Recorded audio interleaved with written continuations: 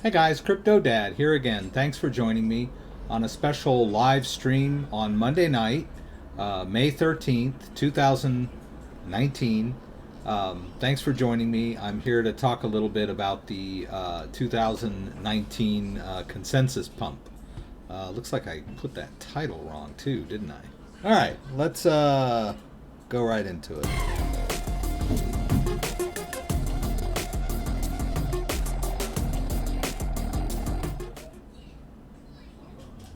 I'm just going to change the year on that. Had the 2018 consensus pump. All right. So here we are. Thanks for joining me. Let's see where we're at here. If I got anybody listening. Max Damien. You see the Coinbase Pro is no longer free. Should I wait for Fidelity to buy big purchases? Good question. Let's go out here. Now, I do know that they adjusted their trading fees. It used to be that you could transfer, from what I understood, you could transfer for free if you wanted to move the cryptocurrency to your own wallet or a different exchange. As far as their trading fees, I thought they were minimal, but apparently they may have gone up. So we can check into that a little bit. Hi, David. Looks like I'm out of focus here. So there I am. David from San Diego. Ido Shilover. Yeah. So yes, that's going to be our main story here. Let's go over to that. Bitcoin did break 8,000 today for the first time since July of 2018. Now it's funny because I remember when Bitcoin was kind of in a holding pattern at 65 last year, and I kept thinking that it was gonna go up from there, and it didn't, as you all know. It just sort of it hovered around 65 for it seemed like a month, and then it took its late 2018 dive. So here we are, 2019, May 2019, and we're finally back over 8,000. It happened very quickly. I mean, we were just at 4,000 at the beginning of April. And so, 42, I believe. We went from 42 to 52 around April 1st. The April Fool's Day burst, as some like to refer to it. So, yeah, that's our big story here. But there's a lot of news happening. And so I kind of wanted to touch base with everybody, kind of keep you up to date on all the stuff that's going on. But this is the big one. We crossed 8,000 today, and that was like, it started the day at like 69 something, like 69.75. So let's take a look at the price chart on CoinMarketCap. And we're at 79 now. So we did go down a bit. But let's take a look at that one-day chart. And we can see here that, okay, here we go. 69.94 at the beginning of the day, so to speak. I mean, I think it's pretty Western-centric. It counts the day. I don't know. It says 1800 there. Yeah, I'm not sure what it's doing here. Looks like 6 a.m., right? 1800. Well, that's nice. That's 6 p.m. I have no idea how they do this. Okay. All right. So maybe that was yesterday. So we get 13 May here, right? And so we're a little over 7.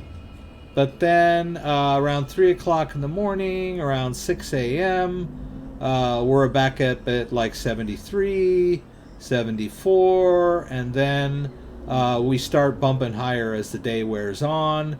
And then we get all the way up here to 80.33. According to CoinMarketCap, that looks 80.43. Was that 33? 44 and 43. It's about the same. And then we went back down to about 77, and now we're bopping along around 79. So we're doing good as far as Bitcoin. Now, a lot of things happening today that are related to Bitcoin. There's the Bitcoin consensus going on in New York. So there's a lot of exciting news being released from the Bitcoin consensus, like on stage and everything else. So let me cover a little bit of that. Let's see, these are big stories. Let's see. This is the first one I heard. Microsoft builds decentralized identity network atop Bitcoin blockchain. And it's interesting to me that Microsoft is endeavoring to do this. It's a kind of a digital identity that is protected by the blockchain, by cryptography. And it's, you have a digital identity, and then no one can access it unless they have your key. And it's decentralized, and it's for privacy, which kind of, Microsoft is notorious for gathering data on their users within Windows. A lot of people bash Windows operating system because the way that it gathers data. But in their defense, they do need to gather a lot of data to implement a lot of these personalized features that they have, like speech to text and whatnot. They sort of need to know your habits. But then also they use that data for their advertising, targeted advertising, that sort of thing. So it's interesting that Microsoft decided to get into this. But it's interesting because I sort of had this idea too. And it's sort of the idea of Brave. And the idea, as I had it, was why is it that when we go on the web, we're giving up all our information for free? And they're sucking up all of our personal data, and then they're slicing and dicing it and selling it to the highest bidder. So someone is making money off my identity. So basically, my data, my data set or my data profile or whatever you want to call it is worth something to somebody. So why aren't they paying me? It's my data, right? I'm me. So why can't they figure out a way to keep our identity and our data compartmentalized or separate? And then if they want it, they have to pay us. Micropayments are fine, whatever. But, I spend a lot of time on the internet. So, if every interaction I have with every web page, social media account, whatever it is, and I have this protected, encrypted identity that they have to pay me to get access to, then I'm the one benefiting from all this data sharing. And of course, I should, if I want, just close it. I'm assuming most people wouldn't mind selling it if they're getting paid for it. But I don't know if that's exactly what they're implementing here. But let's see where we go. Billions of people and countless devices can securely interact over an interoperable system built on standards and open source components. Right, you're supposed to be able to control access to your identity on this blockchain-based or Bitcoin blockchain-based technology. Very exciting news. All right, and then the next great story that came out is I'll jump to this one. Charles Hoskinson to launch security token blockchain with Polymath. Polymath is a security token company. They're involved in the issuance of security tokens, and they have been around a while, and they have issued some security tokens. But their token, the Polymath token, is an ERC20 token. It's based on it lives on the Ethereum network. So they've just announced that they're going to create their own blockchain. Not surprising. A lot of companies are doing this. Tron, Binance, Coin, all migrated off of the ERC20 network and form their own mainnet blockchains. So, but the reason that Polymath is doing this is because they're in the business of tokenizing securities, and the Ethereum blockchain has a bad rap regulatory wise. So they want to basically start from scratch to a certain extent, and they're partnering with Charles Hoskinson, who is one of the co-founders of the Ethereum project, and is, I believe his title is CEO at Cardano, AdaCoin. So he seems to be a busy man here. The only thing that kind of bums me out about this whole story is, my gosh, Polymath has been going on for quite some time, and now they're like going back to square one to a certain extent. But c'est la vie, if you want to, really move your company forward, then sometimes you have to take a step back and, build something from the ground up, right? So, but, they're going to migrate their coin over. But that's really big news for Polymath fans and Charles Hoskinson fans. Although you might be worried he's spreading himself a bit thin. Okay, and then let's move on to the next big story that came out today. And I think this was announced today. I heard about it today. A company called Flexa has launched an app where shoppers can spend crypto at 15 major U.S. real retailers. And so the idea is you go into a store with your iPhone. At this moment, it's just an iPhone app. You launch the app, and then you tap the retailer in the app that you want to pay, and then it will draw upon your cryptocurrency wallet where you have some cryptocurrency stored. And I'll demonstrate that app for you guys here in a minute. Let me see if I can get the website pulled up. It's really difficult. Let's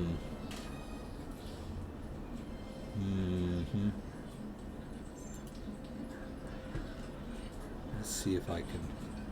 Well, that's Flexa, maybe. I can't seem to get. It took me forever to find the link to this. Let's go. Here we go. Oh, that's where we started, right? Oh God. Oh, I remember. You have to do spendin by Flexa to get. Yeah. Yeah, I can't. It's just really hard to get this thing. I don't even think this is it. No. Oh, c'est la vie. I will find it. It's probably in my history because I had it open earlier. So let's do that. And I'm going to show everyone my history. Alright, come on, Rex. It's here. I know it's here. I found it. See? There it is. Okay.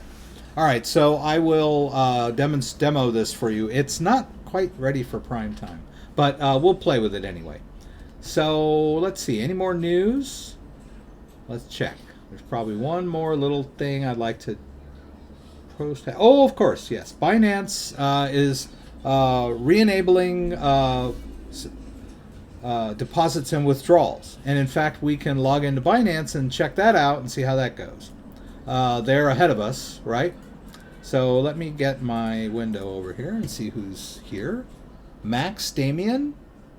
I'll check. I haven't checked Coinbase Pro.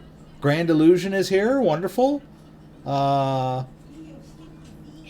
Just cost. I will have to say though that I've been doing trying to get my taxes done on Cointracker, and I'm not going to reveal all that information to everybody, but they do give you a breakdown of all of your cryptocurrency accounts. They call them wallets, and they'll give you the total fees paid for a particular year based on all of your transactions. And my Coinbase Pro fees were much, much lower than my Coinbase fees, my Coinbase proper fees. So it is cheaper, but it may not be that way next year if these new. I remember there was a alert page when I logged in about their new fees or schedule or the way they calculate them, whatever. So maybe Coinbase Pro is a little more expensive. I don't know if Fidelity will be any cheaper. Fidelity is saying that they're going to open up, their clients will be able to buy Bitcoin in the near future, the very near future. But I thought that they were more retail oriented, not, industry related. The big boy type investors like, pension funds and that sort of thing. But we'll see. We'll see if they allow single retail investors on their platform to buy cryptocurrency. And of course, I would suspect that Fidelity is going to maintain a custody if you buy Bitcoin from them.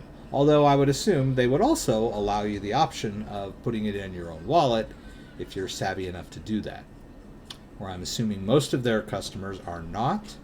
All right, let's check out Binance and see where we stand with Binance. Let's check it out. All right. Let's go over here. All right. And two-factor. Oops. Okay. Two-factor. All right. 7-1. Okay. All right. Actually, I heard. I thought that I read in that article that they will have to suspend with a large number of advanced security features, blah, blah, blah, blah. I thought that they were going to have to shut down everything for a certain amount of time before they reopen their deposits and withdrawals. So let's just check the wallet. Okay, so we're still suspended on everything. And I guess I heard that they were going to end up closing. They're going to have to disable trading for a while they re-enable deposits and withdrawals. Now, here's the thing about Binance and how this could affect the market. A large number of people that are trying to buy altcoin use Binance to do so. And the reason that is because, well, of course, it's one of the largest cryptocurrency exchanges in the world, I think the largest, and it has quite a few tokens to choose from. And it's, on a regular basis adding more. Many more than Coinbase. Binance may be close, but Binance, Bittrex may be close, pardon me. Bittrex may be close, and Bittrex is a US-based cryptocurrency exchange. But I think that not everyone in the world has access to Bittrex. I know for a fact that people in New York don't. But I believe that Binance is more of a worldwide cryptocurrency exchange.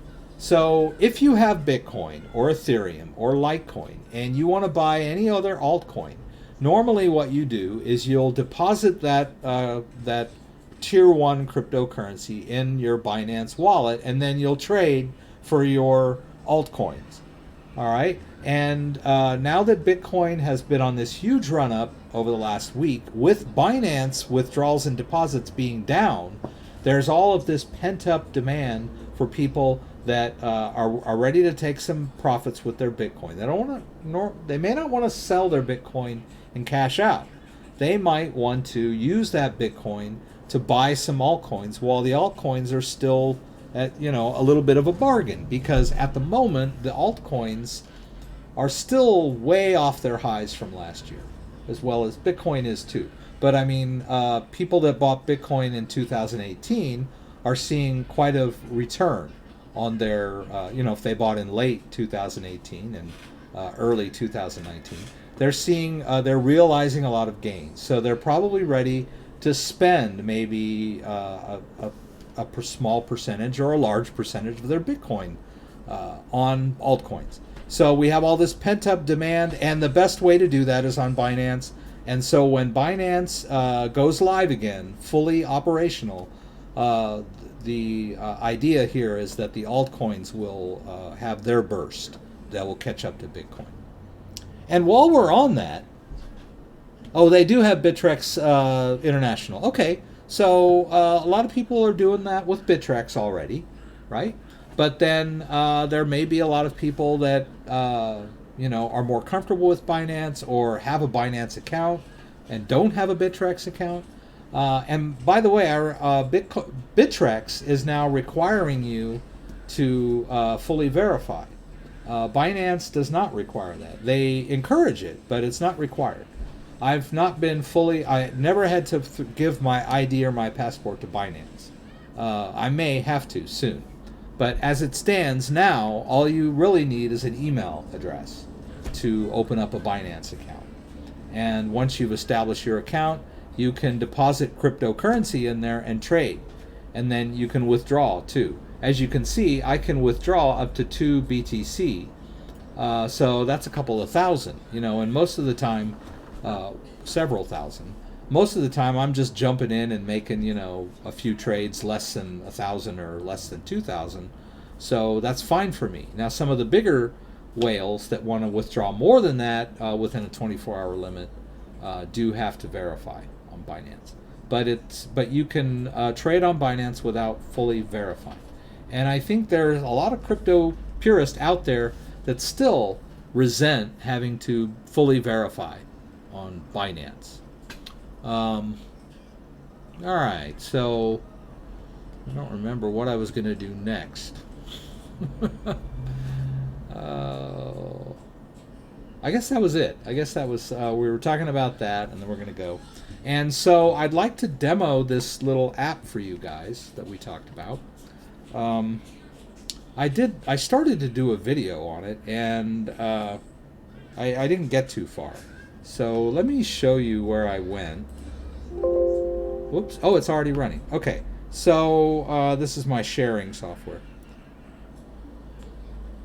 All right. So where I was here, this is just my phone.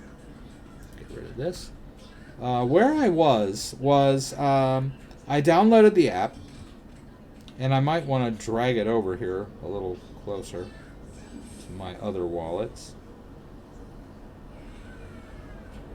All right.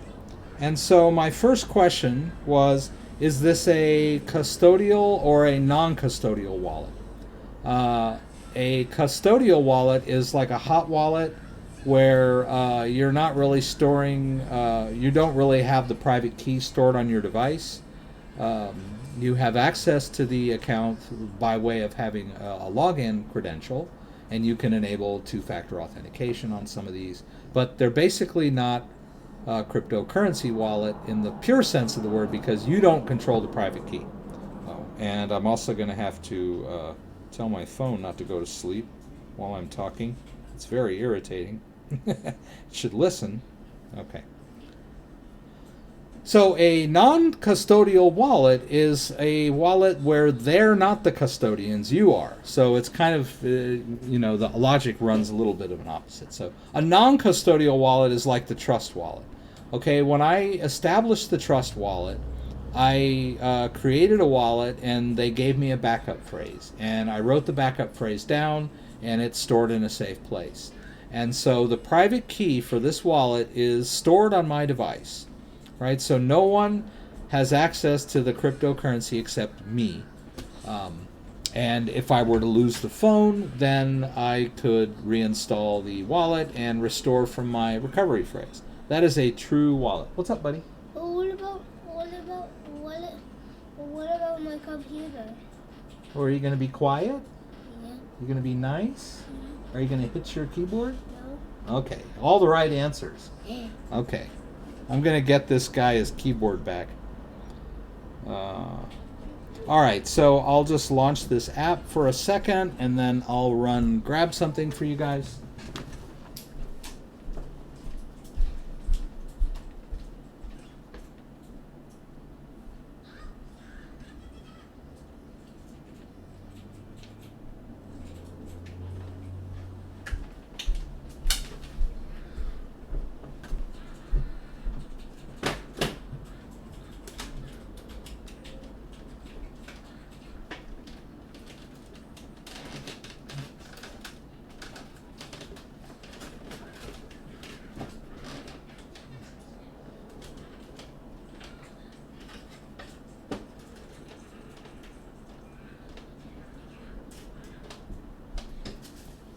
Okay, buddy.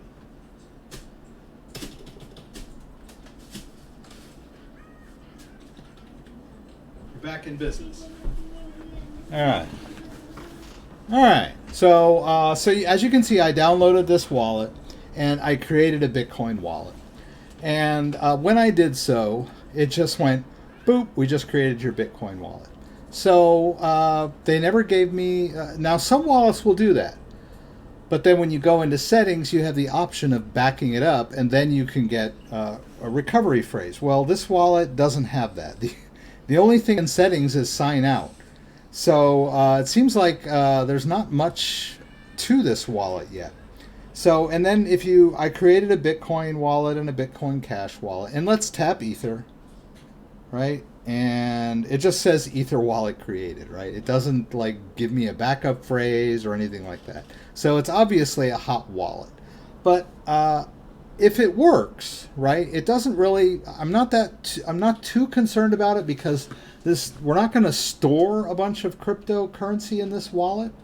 We'll use this kind of as a working wallet that we can just carry around. Maybe just keep, the equivalent of a few $100s in it, or maybe even less. Maybe around $50, and at the beginning of the day, and then you can go around. Of course, if you're at Barnes and Noble, or let's say Bed Bath and Beyond, you might want to spend more than $50. You might want to keep a couple hundred in it if you're planning on buying, a new set of bed sheets or whatever. But if you're just planning on going over to Baskin Robbins and getting some ice cream, or a Jamba Juice, or something like that, you might just want to put a little bit in there. But let's say, we've got Whole Foods on there. If you're going to go buy groceries, you would need at least a few $100s. So I'm willing to take that risk if it were to work correctly, right? All right, so let's go to wallets here. And then if I tap Bitcoin wallet, and then let me get back into this thing. Oh, you know what? It seems to have lost all its functionality. What happened when I first installed it was there was a little plus there. And I hit the plus, and then it said, here's the address, and it generated a QR code. And then it said, tap here to copy address. And I did that, and then I went over to another Bitcoin wallet, and I was going to send some Bitcoin into it to see how it worked. And when I pasted the address in, it said invalid address. So it really wasn't working very well. And then also, when I first started it, it told me I needed an invite code to make it work. So there's nothing in history. So they've added some more stuff.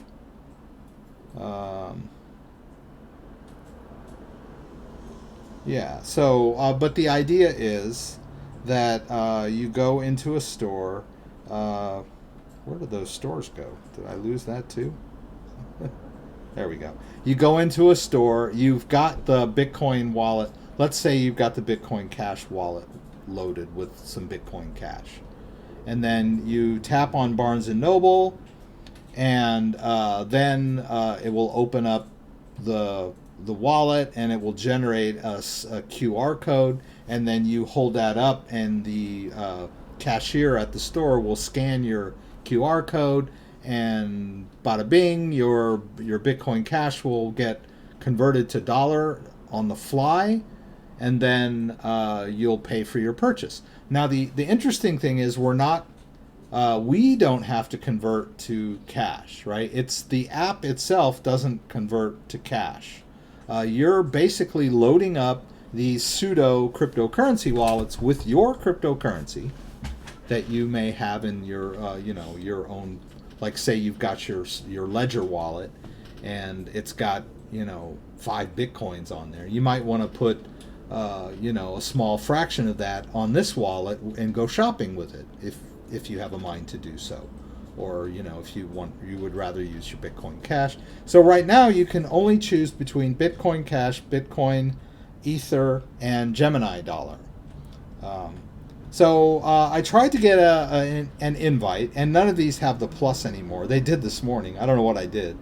So I guess I need the invite code. And then even if I do get the invite code, I don't see where I put that in. And I did verify my email, and that didn't seem to like go through. So it's really not functional yet. It's kind of like a preview thing, right? Grand Illusion can spend $50 at Baskin Robbins. Oops, that's my daughter's school. So we'll just I can't make that go away. I can do that, right? All right, so only if you want to on the Launchpad CDAD. Oh, they have Bittrex International. Only if you want to participate in coin offerings on the Launchpad. You have to verify. Yeah, you do have to verify in Bittrex. Yeah, well, I had a Bittrex account for quite some time, and then I was informed by them that I had a deadline to verify myself, and that if I didn't verify myself by a certain date, that the account would be disabled. And I moved some of the cryptocurrency out, most of the cryptocurrency out, all the cryptocurrency that I needed, and kind of like just gave up on it, because I had another Bittrex account that I had verified on a while back, which I was kind of use as my working account. And then the account did become disabled. And then I realized in order to do taxes, I would need access to the transaction history of that particular account. And I went to their tech support page and found out how to re-enable the account in order so that I could verify myself. And then I did. So I'm not sure what everyone else's experience is, but as far as I'm concerned, now, in order to use Bittrex, I had to verify. So that's where Bittrex stands. But the same thing could happen with Binance any day now. You never know. So, but cool. Satoshi, yeah, it does look like coloring books here. And then this over here, this is the sort of an example of the QR code. No problem. I'll let John know.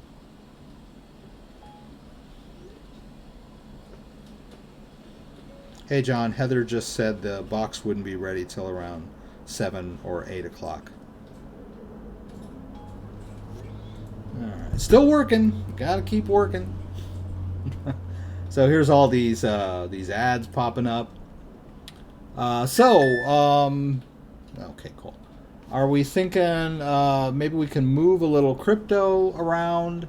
I think I've got my Bittrex account open. I'm surprised I have $50 of Cardano in there. I thought I took that out. All right, so I'm in the account here, and there's about $5 worth of crypto on there. But we could move some Cardano out. It would be nice if Bittrex would suddenly... As you can see, I've got some BAT in there. And the BAT has been stuck in there since... actually, there was BNB in there when they got hacked and closed down withdrawals and deposits. But I did go ahead and just trade the BNB for BAT because at the time BAT was pretty low. I kind of wish that I had more BNB in there at the time, but I just figured, what the heck, I'll just go ahead and buy that. Upload this.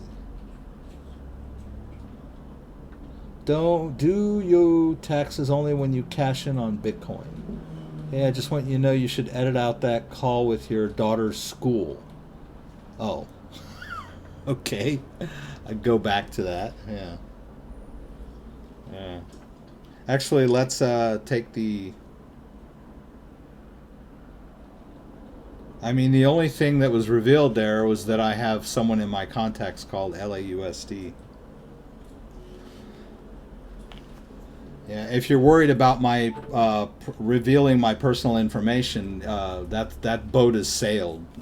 I mean, I have over 300. Well, I'm coming up on 300 total videos, And anyone that watches my channel knows my name, my phone number, my email, my address. They pretty much know everything about me. So good or bad, you know. I've done a lot of videos on privacy and anonymity. You know, I've done videos on how to download Tor and how to set up VPN and all that stuff. But personally, I've pretty much sacrificed my anonymity for this channel. I do my best to blur, I mean, I try to blur when I do videos where I'm setting up wallets. I blur the QR codes for 2FA. I blur the private keys and all that stuff. But, I mean, when I'm in my live stream, I'm always, you know, going back and forth between my email and whatnot. So, you know, more so, call me crazy, but a lot of people give me grief over revealing personal information on this channel. And it may come back to bite me at some point. Who knows? I meant on the Binance Watch, we have to verify, see that. Oh, if you're trying to participate in ICOs on Binance, you need to verify. Okay, that makes sense. You know, those are the iffy things, right? They want to be compliant because they're, those launchpad things are sort of like stock offerings in a way. There's a fine line between a startup blockchain company and a full-blown cryptocurrency, and it's sort of there's a gray area there. So yeah, like I think, like you say on those launchpad things, they want you to be fully verified. So Dean is here. Thank you, Jason. I appreciate it. Yeah, I know. A lot of stuff goes down while I'm on here, but I can go back and edit my live stream, so I'll give that a try. It's a little clunky compared to my video editing software. When I do my own videos, when I record, I've got some nice tools for editing. Yes, I did share some private keys in my early days. I was showing, I did a video on how to set up the Electrum Bitcoin wallet, and I didn't blur out the private key. And at the time, I didn't really know how to blur out at that point. I was just recording basically live, and if I made a mistake, I had to start over because I didn't have editing software back then. I just used OBS, and so I showed you how to set up the wallet, and I revealed the recovery phrase. And at the time, I thought to myself, no big deal. I'm never going to put any Bitcoin in the wallet, so it doesn't matter. You know, it's just an empty wallet that I'm never going to use. So, you know, why not reveal the private keys? Well, as it turned out, somebody watched that video and noticed that I had revealed that recovery phrase, and then set up that wallet, restored a wallet somewhere on their end, and then set a bot up and waited for anything to come into the wallet. And sure enough, about a month later, I was doing a different video, maybe a live stream, I don't know, and I transferred, I think it was another video, and I transferred $50 worth of Bitcoin into that wallet because I got confused, and I should have deleted the wallet after I did the first video. But so I transferred the $50 into the wallet, and then I guess about an hour later, I noticed that it had been withdrawn. And then I looked at it, and it's sure enough, in the transaction history, there was the deposit of $50 worth of Bitcoin, and then the withdrawal of $50 worth of Bitcoin. And I was just like, how did they know that were they just sitting in front of their computer waiting for me to transfer that Bitcoin in there? And then I found out later that there are ways to set up bots to monitor Bitcoin addresses so that, you know, if somebody sends Bitcoin in, and they had control of the wallet because they had the recovery phrase, and so that was my lesson in revealing too much information on my channel.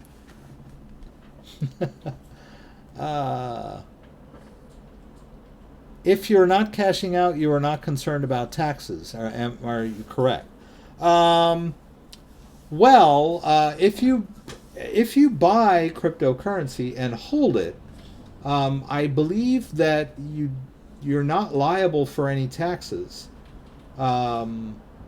but I could be wrong. Just in buying the cryptocurrency, that might be a taxable event, but it may not be. But if you're just holding it and you're not selling it, then you're never going to have to pay any capital gains taxes on it. But if you eventually, at some point, decide to sell it, then you will it will become a taxable event. Now, it may not be. If you wait more than a year, your fees are a lot. Now I can't think of the term for it. Your fees become lower, right? Your capital gains taxes are lower if you wait longer than a year or whatever. But you're going to have to pay some kind of tax on it. And if you spend it, let's say you use your Bitcoin to buy a laptop on a site that takes Bitcoin, well, you've just made another taxable event there. So you really, if you're going to be honest with the way you store your cryptocurrency, you will have to pay some kind of taxes for something, right? And if you're like me and you want to buy altcoins on Binance or Bittrex, then you're going to transfer some Bitcoin in there and trade it for Cardano, right? So, or you take your Litecoin and you trade it for Bitcoin, and then you trade that for Cardano. You know, you're swapping coins, and you're doing it right away, so the prices aren't fluctuating wildly, but you are generating taxable events there, and that does add up over time. So, you know, I'm using Cointracker. I'm not going to go to it because I think I'm logged in, and it would just like show you all my stuff. But it's let's do this. See, and now you can see all the apps on. Anyway, I won't do this. Cointracker is. Let me go over here. I don't think I'm logged in over here. Cointracker.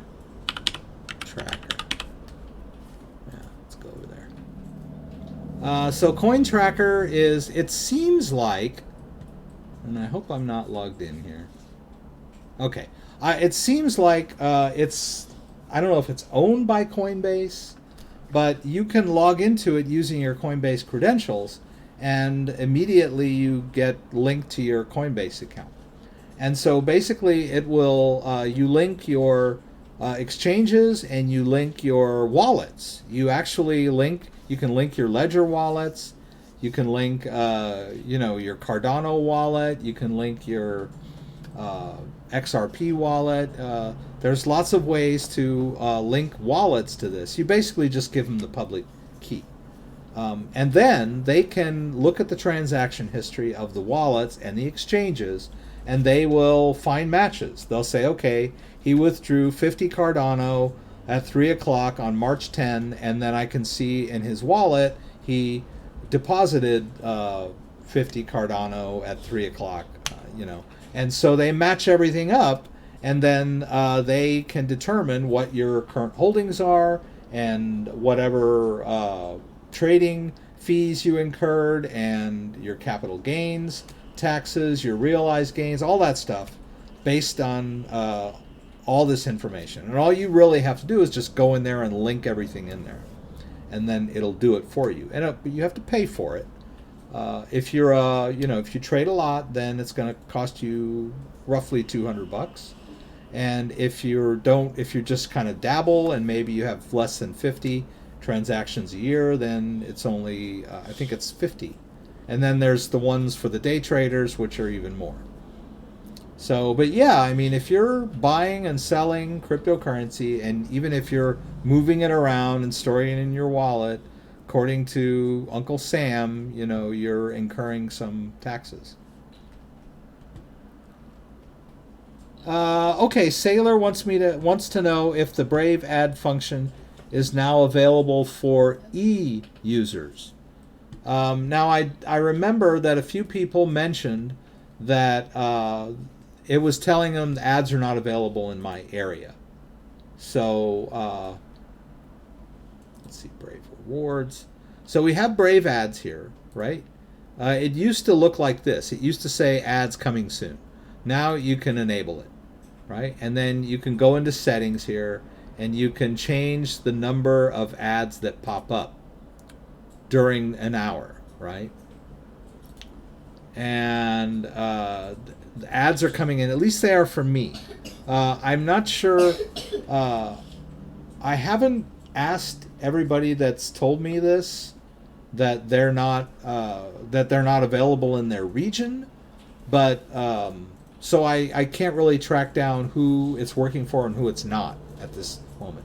But I thought when they told me that they were out of the U.S., but they may not be. They may be somewhere in the U.S. and still not be able to withdraw their funds. All right. So as you can see here, I got my May rewards. Right. I generated 5 BAT by clicking ads in May, and well, I did most of it in April. Right. I got paid on May 5th, I guess, and it added to the total of the wallet. Right. And then now I'm accumulating more until next month. And then on June 5th, I should get more, right? So it's working on my end.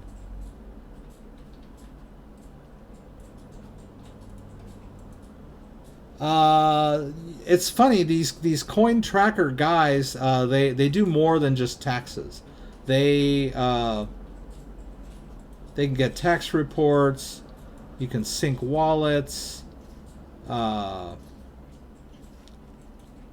You can track all your transactions.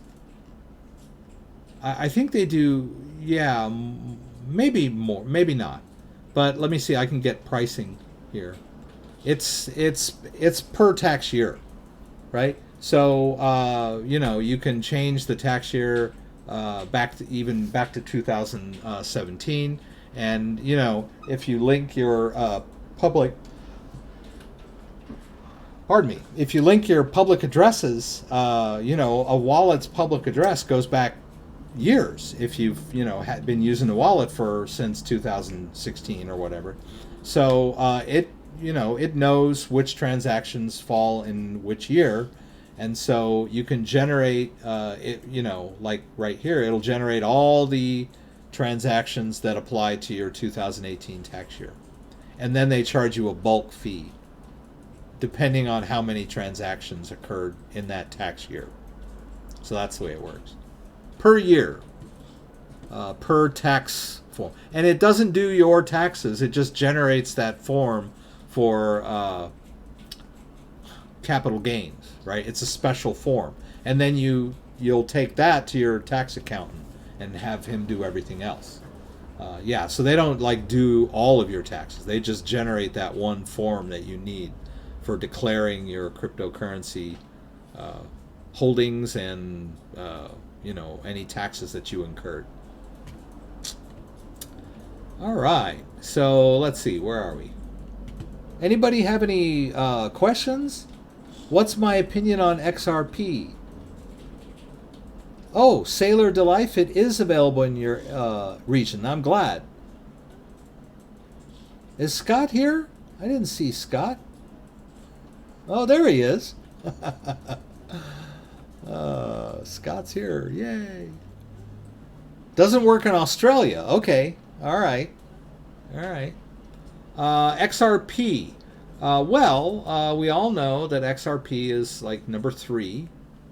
And it briefly swapped. Let's go to Brave. It briefly swapped places with Ethereum. I don't know when it was, last year at some point. But right now it's number 3 by market cap. And as you can see, compared to Bitcoin and Ethereum, its circulating supply is huge, right? That's let's see, here we are. Hundreds, thousands, millions, billions, right? 42 billion. Whereas Bitcoin only has 17 million total circulating supply, with a target of 21 million eventually. So XRP is one of those tokens that has this huge circulating supply. So, you know, of course it should be a lot less per coin, right? And it's probably not going to get up to Bitcoin, seeing as how it has such a huge circulating supply. But it is a privately held company, and it is going to facilitate currency transfers. That's their business model. In other words, if I want to transfer $100 to France, normally you have to use SWIFT, and it takes a long time, and you have to pay all these fees, and it's just old and clunky, right? So XRP wants to make it so that I can, I get XRP wallet, I send the $100 to my buddy in France, it converts it to XRP on the blockchain, it transfers to my buddy's wallet, and then my buddy withdraws it as francs, or whatever, and it's instantaneous, and it's international, and we don't have all these go-betweens and these high fees and everything. That's the idea of XRP, but it is not a decentralized open source network. It is a private network, and it's not really that decentralized either, because they pre-mined a lot of coins. So the company Ripple owns a large portion of XRP. So many cryptocurrency purists don't see it as a pure cryptocurrency. Now, a similar cryptocurrency that is open source is Stellar, and Stellar is a more community-oriented project that wants to do the same thing, facilitate financial remittances, international remittances. There are a lot of people that work in developed countries that want to send money back to their loved ones, and it's very expensive.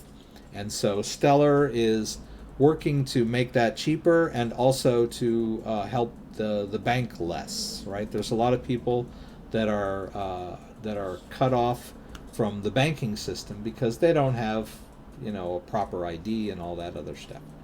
So Stellar is very similar to XRP, and a little more community oriented and open source. Is Binance opening tomorrow? Yes, that's the idea. They're going to open Tuesday, and they're in Malta. So they're Tuesday. I don't know if that means exactly at midnight in Malta, or sometime during Tuesday. We don't know for sure exactly. But I'm assuming that tomorrow morning when I wake up in the U.S., that I'm hoping I'll have access to my deposits and withdrawals on my Bittrex account.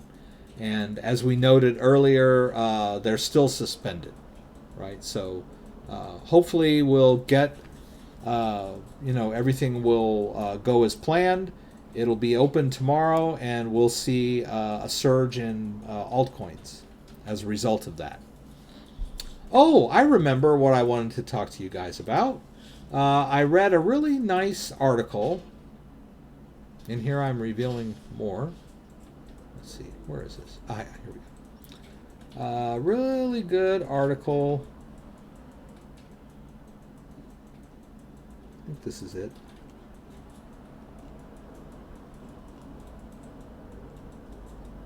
Just want to make sure. There were two of these.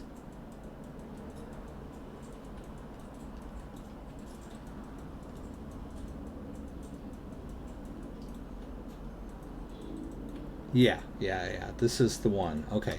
So basically, he's doing an analysis based on history. So I'm not a chart reader or a trader, and like my buddy Bitcoin, Crypto Bitcoin Chris. But so I don't know if this is a valid analysis, just looking back on history. But it's a very interesting take. So what he's saying in this article is, if we look at the percentage of Bitcoin, or we call Bitcoin dominance, what percentage of the entire cryptocurrency market cap does Bitcoin have? And it has just reached around 60%. The idea was it needed to reach 60% to bleed out. And now Bitcoin dominance is currently sitting between 58 and 62. This article was written a few days back, according to CoinMarketCap. Now, The first time that Bitcoin hit 60% dominance was in December of 2017. All right, so we're going to look back at December of 2017.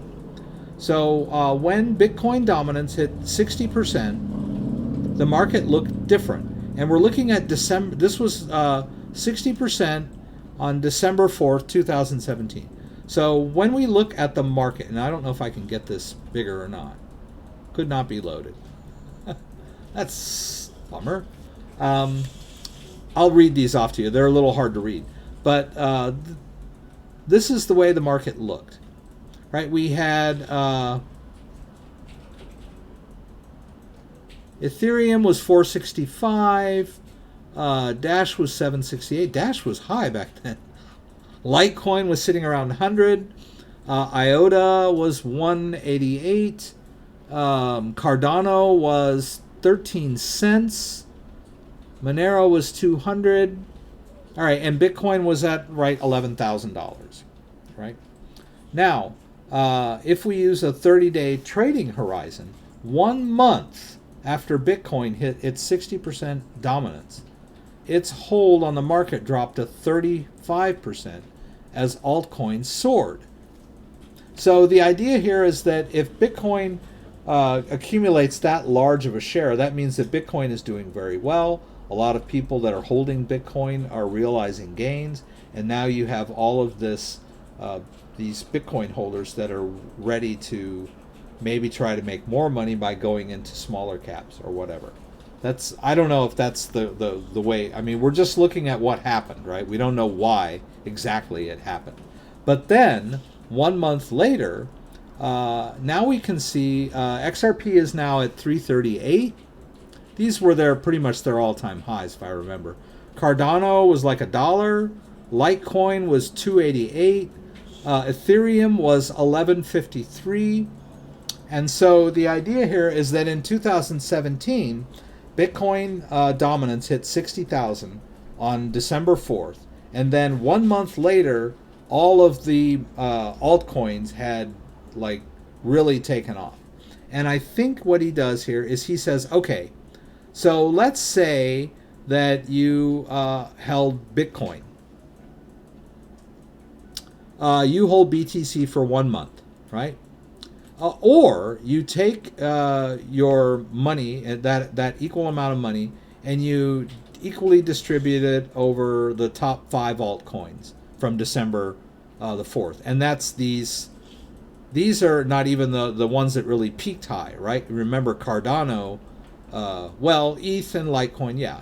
So we look at what we would have got with Bitcoin, and that was 11K to 15K, which was a 23% return. That was 1 month if you just held your Bitcoin, right? But if you had dispersed your holdings over these top 5 altcoins, you got 40%. God, I wish I could stop doing that.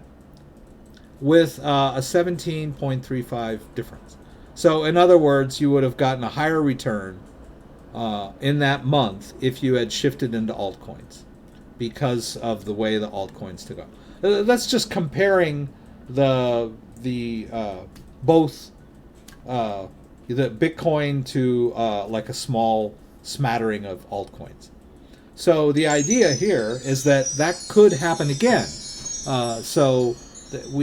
That's pretty good historical evidence for an altcoin surge now that we've had this huge Bitcoin surge. Of course, history doesn't always repeat itself, and it may not play out exactly the way it did in 2017. We don't know that. It might be that Bitcoin will be more dominant now because of its track record. And then the altcoins that really aren't doing anything. Back in 2017, nobody really knew anything about the market, and they all just kind of dove in. Now people are a little more savvy, I believe. There's been some time to consider everything, so people may kind of stick with Bitcoin. It seems to be the one that everybody believes in and trusts in. So we don't know if we'll have an altcoin surge next month or not, but it's possible. Okay, so is it safe to stay on Binance? Well, let's take a look. First of all, let's look at what happened when it got hacked. When Binance got hacked, they noticed, they saw it right away, right? They got hacked, of course, we got that. They noticed it right away. They shut down withdrawals. They evaluated what happened.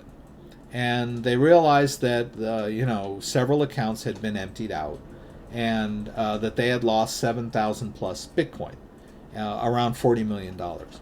So, but they immediately also announced that they were going to be able to cover that, that nobody lost any money. A lot different than the Mt. Gox hack from back in 2012, 2013, whatever it was. In Mt. Gox, everyone lost. I mean, the website just closed for business and went bankrupt. Binance, this was the largest hack ever. Binance said, "Don't worry, we got you covered. We've got enough emergency funds set aside to cover your losses." Right? And then they made that crazy thing about why don't we roll back the Bitcoin blockchain, which fell flat. But barring that, moving forward, they have determined that Binance will recoup that $40 million in 2 months, based on their last quarter's profits, right? So it's only going to take them 2 months to recoup that $40 million loss. So we have a very, very strong cryptocurrency exchange that can weather that hack, right? So if you're worried about losing your money, look what happened here. Nobody lost any money, right? Now, it happened, and now they've seen it happen, and they can beef up their security, just like, anything. If your chickens get stolen, a fox steals a chicken, you go out and you you find out where the fox got in, and you repair the chicken wire, right? Wherever the fox got in, or you put out some fox traps, right? So once it's happened, you have a pretty good idea of how it happened. You can go back and analyze it. And so they beefed up their security. Our team is making progress and has been working through the weekend. In the past few days, we have made significant overhauls to our system, with a large number of advanced security features added and or completely re-architectured. We will share details of some of the changes later. Now, also, remember, they can't steal your coins if you don't store them on the exchange. So when I use Binance, I transfer my coins in, I make a trade, and then I transfer the altcoins back off into a wallet. So, and I've got two-factor authentication enabled and all that other stuff. But I heard that the hackers somehow gained access to the two-factor authentication credentials. But that can happen if the user gets phished or hacked, right? So they may have been able to trick certain users into logging into a faux site, and then they were monitoring the two-factor and were able to actually, while the user was providing their two-factor, the attacker was actually logging into their Binance account. And once they had gained access to the account, they were probably able to lock the user out or whatever they did. And then they waited and moved things around until they made that huge withdrawal. So there are ways to hack users and not necessarily hack the exchange itself. We don't know exactly what happened, but it sounded like some of the users got hacked, right? And that can happen to anybody. So anyway, they're beefing up the security. The attack has been done. It was a good attack, as far as the bad guys are concerned. Well thought out hack. And then they withdrew Bitcoin, and they were successful in that. But I feel like it's probably going to be safe to use Binance. I don't have any problem with Binance. I think it really speaks to their strength that they were able to weather this hack, first of all, financially, and then, they immediately shut down withdrawals and deposits, but left trading open. People were still able to trade. And now, within a week, they're about to re-enable access. And I think it's a testament to their strength in that. So I do believe. I was scared to check my account thinking all is lost, LOL. Yeah, but like, Sailor, if you had some money, a substantial amount of value and stored on Binance, they're saying that they would make everyone whole again. So even if your account got hacked, you would have got your money back. So that's good. The whales should be buying now to get the new coins, then they dump. Yeah, well, we don't know exactly what goes through large traders' minds, but I think the consensus is that when Bitcoin pumps up and people are seeing gains, that then they take that Bitcoin and use it to buy altcoins. Now, they might also be cashing out too. It depends, if they want to buy a Lambo or whatever. But if the smart money kind of moves from Bitcoin into altcoins, if you're playing with your pure profits, right? I personally like to hang on to my Bitcoin. And if I'm going to spend something, it would probably be something like Litecoin or something smaller. I think Bitcoin has sort of taken on this gold standard now. So better to hang on to it than to, just spend it here and there. Now, I know that's one of the arguments against using Bitcoin. Why spend it when it might be worth more tomorrow? But the flip side of that coin is, like a US dollar, you don't have any choice but to spend it because it will be worth less next year. So which conundrum would you rather be in? Would you rather be in the one where I have this currency called Bitcoin and I'm a little hesitant to spend it today because it might be worth more tomorrow, or you're holding a bunch of dollars that are going to be worth less for sure next year? So why even try to save them, right? So I would prefer if I'm going to have something that's a pain in the ass, I would rather have Bitcoin have the pain in the ass that it's probably going to go up, and I might regret spending it today, but I might go ahead and do it. Spend a little bit of it and keep the rest around, right? Print a copy and put it in a safe place. No, I have never used the debit card function on Binance. We were talking earlier about the spend app, and it's not even a card, right? There's no card associated with this. Now, there are some other projects where you get a physical card. I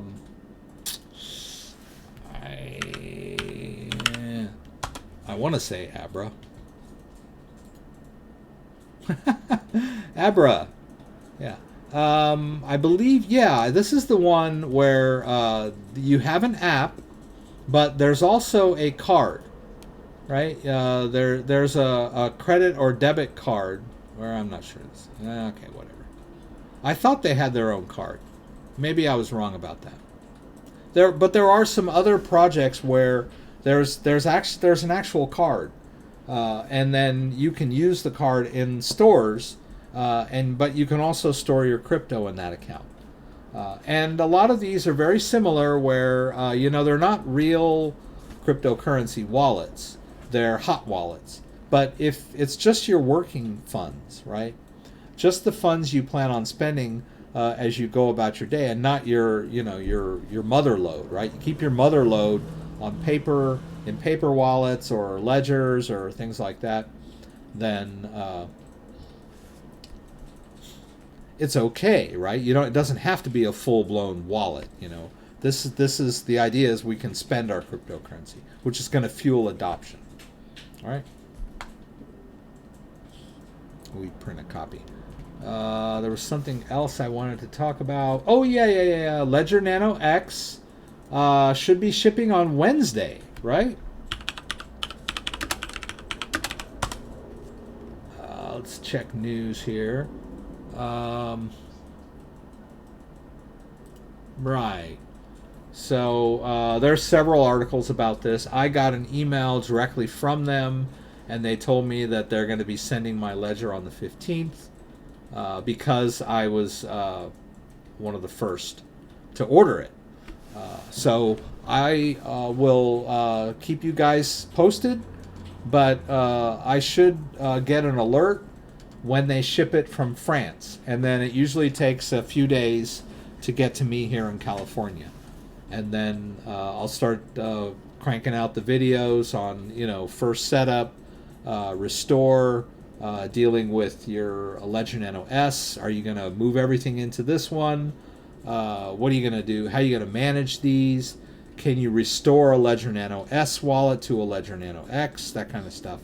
And, I'll play around with it. How's it going to interface with Ledger Live? How is the Bluetooth? That kind of thing. I actually asked someone from Ledger to come on the live stream so we can interview them, talk to them, maybe ask them some questions.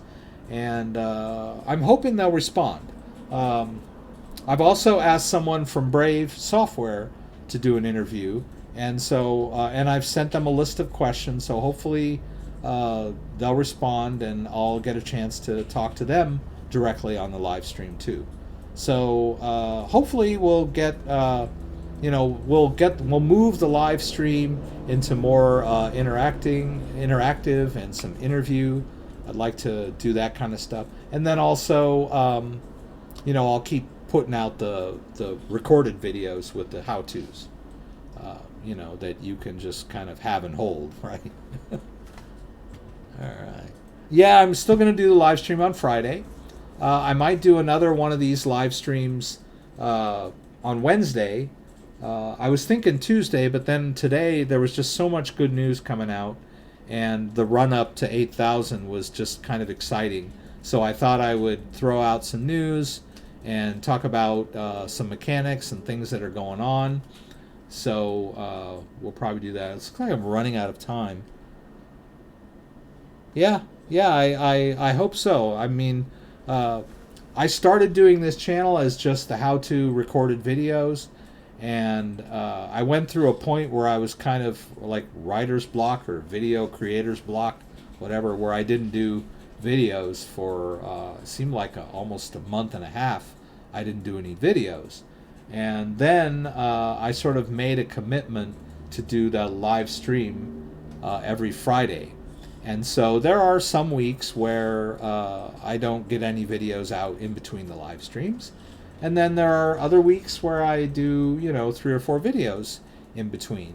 But I've stuck to that live stream schedule. And it feels different, than just doing the videos. Because it's like a show, there's an audience. And I really appreciate all the support you guys give me with showing up and talking and throwing out your questions and giving me ideas. Now I think someone had asked me about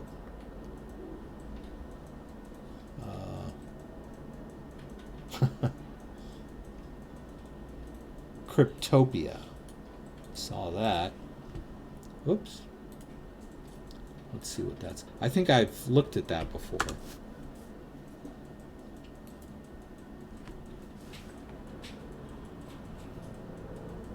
Okay, so I've never used this exchange before. Yeah, it looks similar to... it looks like a centralized exchange based in New Zealand. And you'd have to register. And I'm probably assuming that they're going to want KYC. Maybe not. The way to go is, if you want that anonymity, is the decentralized exchanges.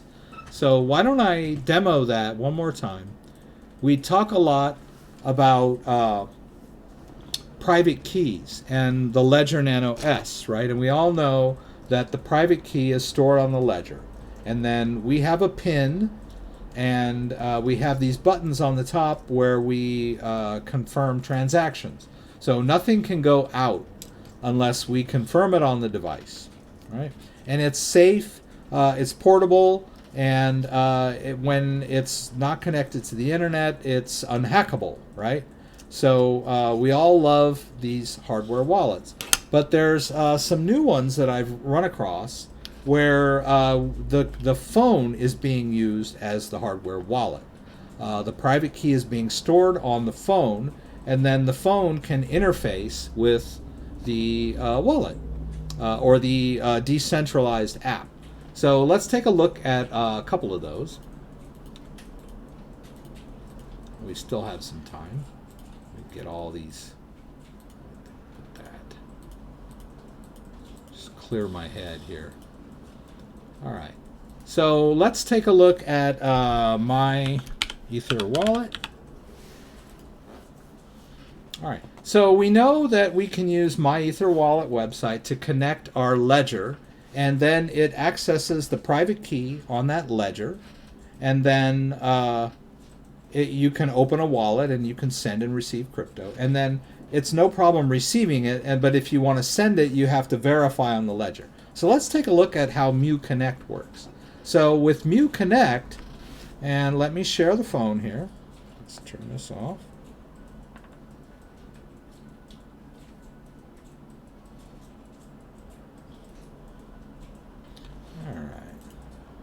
All right, so with Mu Connect, see you got it up here at the top here. Let's MEW Connect. All right, I'm just going to move it over here. Let me open this up. All right, there's the QR code. Let's take a look at the phone here. So I got to put in the password. I can't show you my password. Let me move it over here. It's you can see what I'm typing.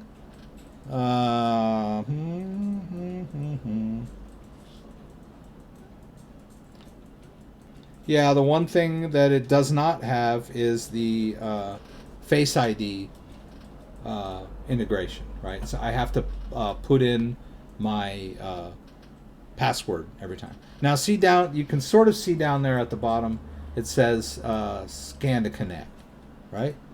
So I'm going to hit scan to connect. Right, and then I'm going to scan that QR code, right? And then it says, ooh, just created a local connection, and there we go. And I can put the phone over here on its little holder, and we have access to the wallet. Now you can see here that there's 0.1351 ETH, and that we can see over, I'll just move it for a sec. We can see here that this is the wallet. Right, and then if I send any Ethereum out from this wallet, then I need to confirm on the phone, right? So if I go to send, let's say I'll go to send this out to wherever, it's going to say, oh, confirm on your phone device. And so the phone itself is acting like the ledger in this sense. And but it's not connected to the computer. It's using, I believe it's using Wi-Fi to connect. It might be Bluetooth, and you know, I'm assuming that it's an encrypted form of transfer back and forth. But basically, it's not sending the private key across the internet. It is signing transactions. So it's sending a request, which is sort of like this bundle or this file, and the request needs to be signed by the private key. And so when the request gets to the phone phone app does this transformation where it signs the transaction using the private key. And then the signed transaction, which does not contain the private key, but the signed transaction can be sent back over to the wallet, and then it will allow the transaction to go through. So we're never really sending my purchase at 7-Eleven. We're never really sending the private key anywhere. So we don't have to really worry that much about security. And that's the same thing that's going to happen with the Ledger Nano X. You know, it's never sending we're never in danger of the private key being exposed. Now, we might be in danger of someone sort of grabbing the transaction in the middle. That's a possibility, but we're hoping that they've probably figured out how that won't happen, right? All right, so that's one way of using our phone as our private key. So let's check a different way to do that. All right, I'm going to get out. Now you'll notice when I does it? Didn't. I guess it doesn't. I was going to say when I exit the app, usually the wallet will disconnect, but it didn't in this case. At least not the Mew. Oh, there it goes. Right. So Mew's like, hey, what happened? There, the wallet, the private key's gone. Right. So it logs me out. So let's take a look at the Binance DEX, and that's pretty cool. Let's see here, exchanges. Let's go to the new Binance DEX. This is not the Binance centralized exchange. This is the Binance DEX, right? And I'm not going to create a wallet. I'm going to unlock a wallet. Now, I could use my Ledger if I had the Binance app on there, but the Ledger is a little bit inconvenient because I have to enter my PIN. I have to be in the Binance app. I got to go through, you know, all these steps to get this interface. Now, the Wallet Connect is so much simpler, right? We're just going to go here. We're going to go over to the Trust Wallet. Binance owns the Trust Wallet. All right, I'm going to hit Get Wallet QR Code. There it is. That's the QR code to sign into the wallet. It's a public address. I'm not revealing anything that's going to allow you to get any money. I'm going to tap up here in the left top corner. That is the scan icon. And then it says you want to use Wallet Connect. So I say, yeah, let's use Wallet Connect. Let's scan that QR code. And lo and behold, it wants me to approve the sign into the DEX. So I'll say, okay. And then it pulls up the DEX. Now you can see over there that, you know, the phone is indicating that it's connected to the DEX. And I would remind you, if you're going to do this, set your phone not to auto lock. So if you've got your phone on 30-second auto lock or 60-second auto lock, you'll get disconnected from the DEX. As soon as the phone goes into lock screen, it'll disconnect from the DEX. So you'll want to, you know, make sure the phone's charged and make sure you set it to not auto lock. Right. Now we can do transactions. We can go to balances, and we can see all of the coins associated with the DEX in this interface. Now, if you recall that Trust Wallet, if you took a look at it, you'll notice that it had more than just these tokens in there. It had some ERC20 tokens. It had a little bit of Bitcoin, and that I'm not sure if there was any Ethereum in there, but it was a fully fledged Ethereum-based wallet before that also supported Bitcoin. And the private keys are held on the phone. You have a backup phrase that you write down and store. So it's a non-custodial wallet. And now it's compatible with the Binance DEX as well. You can store a Binance coin on there. And then you can also, there's one of those, ads popping up for the Brave browser. And then you can buy these coins on this DEX. Right, so let's just do a little. Oh, I'm sorry. Let me go back. Let's do a little test transaction to see how things go. Let's go over to the exchange, and let's see, what should I buy? Let me buy a little Mithril. So I highlight Myth, and then I can go down here. They don't have market orders yet. I'll move myself up. They just have limits. All right. So let's say I spend 25% of the BNB coin that I have stored in the wallet. Let's bring the phone back up. I'm going to hit Buy Myth. Oh. Okay. Somehow I got disconnected there, it looks like. All right. So I'll do it again. That's what they want. All right. So let's pull this back up. So I don't know what it's looked like. It just got disconnected. Ah, okay. So now it's asking me to approve that trade on my phone. You'll see the phone is the where the private keys are living. And what I'm about to do is sign the transaction, right? The transaction went to my phone. It needs to be signed. The private keys can do it. I'm going to hit approve. And then you'll see over there on the other, up here, it says limit order created.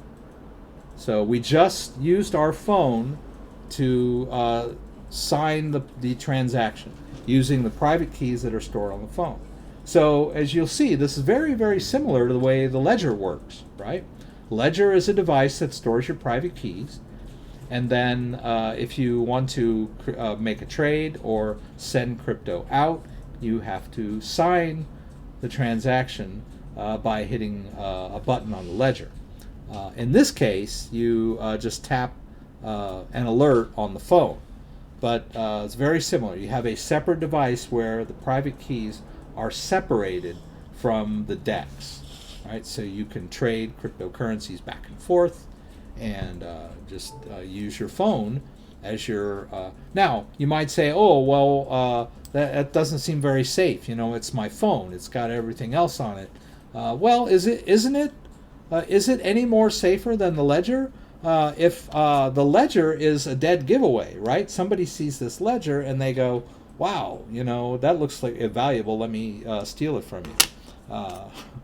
Now, they might try to get the pin out of you. You never know. But let's think about the phone, right? Everyone has a phone, right? So it's almost like hiding in plain sight. So I've got a wallet with my private keys on it on my phone. But no one, if I drop the phone and someone else finds it, they can't get in because they don't have the passcode to unlock my phone. And even if it somehow miraculously was unlocked, which it wouldn't be, but even if it was, they don't have the face. They don't have. There's another security block on the app itself. When I launch the app, it needs more Face ID or a password or and a PIN, some of that. So storing the private key on your phone is not that outrageous. It's much more convenient than the Ledger, I'll tell you, because I don't have to re-enter my PIN every time the thing goes to sleep. I just have to look at it and it wakes up. So I don't know if there's really that much of a security sacrifice at all, but there's definitely a much more ease of use there. So I like these apps on the phone where they store the private key. And you say, oh, well, what if you lose the phone? Well, I've got a 24-word recovery phrase written down on a piece of paper. So I get a replacement phone, and then I reinstall the wallet. And instead of creating a new wallet, I do a restore or an import, and I use my 24-word recovery phrase, and lo and behold, I have the wallet back, right? So even losing the phone isn't a big problem. I mean, I don't want to lose my phone, but, you know. All right, so I've been babbling on for quite a while. No popping up on mine since I activated. So you might want to, Sailor, go to those settings and maybe give it a bump. Just see if maybe, set it higher. Maybe 5 ads per hour. I personally am getting a little tired of the ads popping up. But you'll notice I disabled sound. So I don't have to hear that doo-doo every time it pops out. And we talked about this before on the live stream. If you go into your notifications and action settings and scroll down to Brave, you can just click it, and then you've got some fine tuning there that you can do on whether you want it to play a sound, whether you want it on your lock screen, how you want it over here in the notification center, how many of these you want, that kind of stuff. So you've got some pretty cool fine controls there to adjust the level of alerts there. Some people might not Might click every single one of them. Someone in the live stream last week was saying that you get the rewards even if you close it. So I haven't really double checked that yet. I might just leave this at 1. But it looks like I am gathering up some BAT here, $3 worth. So maybe so, because I haven't been clicking on them as much, just because I'm usually in the middle of something. BCH forking on the 15th. Okay, I didn't know about that.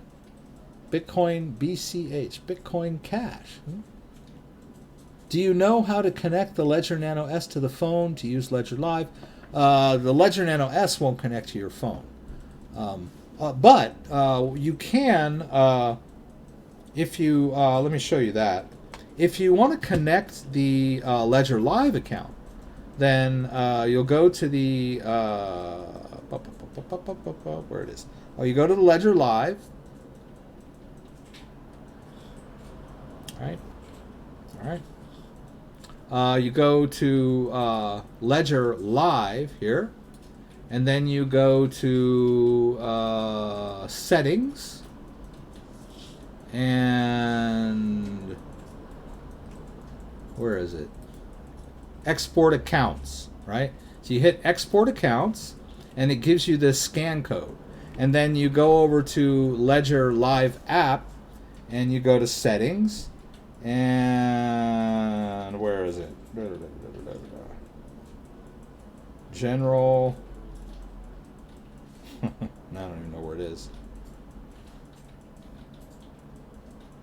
It's somewhere in here. I'll find it. Oh, accounts. No, that's not it. It's got to be in settings. Oh, transfer. No. Oh dear. No, I've done this. Now I'm going to have to Google it now and figure out where the heck it is. Doggone it. There, you're supposed to scan it with this thing, but I don't know where it's at. Ah, there we go. All right. So if you go to accounts down there at the bottom where it says accounts, you see that plus up there. You hit that plus, right? And then it says import desktop accounts. You hit that, and it wants access to your camera. And then you scan that. You got to hold it there for a little while. While you see how it's got the little thing on the bottom there. Then it imports all the accounts. You hit import. And then it syncs up to your Ledger Live. Right? Right. Although it's... I had taken one of the accounts out, but that's no biggie. But that's how you sync up the app to the Ledger Live. But that's just between your phone app and your Ledger Live desktop app. Has really nothing to do with the Ledger Nano S. The Ledger Nano X will have the Bluetooth interface to the phone. So when that one comes out, we'll hang in there.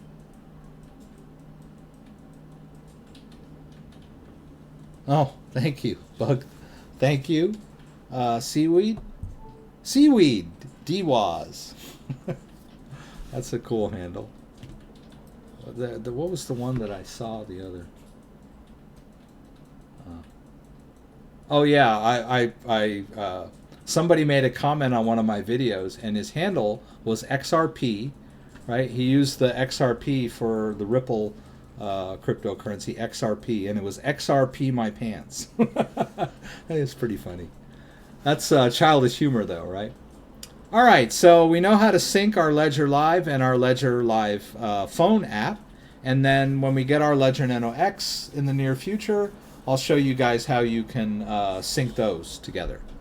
A lot of good stuff happening, so keep an eye on the news for Bitcoin, and keep an eye on me. I'll be popping in hopefully again this week, but don't worry, I'll definitely be here Friday. In fact, let's remind everyone that I do have the live stream every Friday, 6 p.m. Pacific Standard Time. Please join me for the live Q&A in LA. Throw out any questions that you may have, and I'll do my best to get them answered. Hope to see you there. If you like this video, give me a thumbs up. If you'd like to subscribe to my channel, I would appreciate it. When you subscribe, there's a little bell that you can click that will allow you to be alerted whenever I post new content. Once again, thanks for joining me, and hope to see you again soon.